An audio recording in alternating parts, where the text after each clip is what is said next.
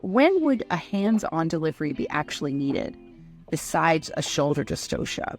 I've seen a lot of hands-on delivery in my apprenticeship, but I feel like it's not necessary the majority of the time.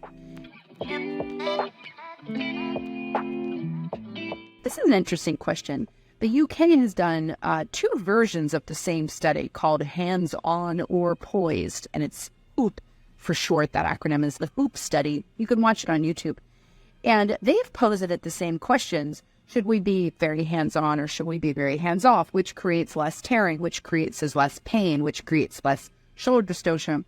And their conclusion was most of the time hands poised created less pain and less trauma. But the MANA-STACS studies, mostly overseen by Missy Cheney out of OHSU, have shown over and over that hands-on creates less trauma and less tearing. So the fine answer is that nobody really exactly knows. There are definitely midwives with a propensity for one or the other. They kind of get into a habit mode. As a student, you get to see what your preceptor's doing and then try out other experiences on your own when you get into practice. And that's the fun of launching your own practice and experimenting with new ways. I definitely feel like lots of times nothing is needed. And then there are times when instinctively I feel like that birther needs pressure, counter pressure on their bottom, but that baby actually could use some support. So I think any of that is possible.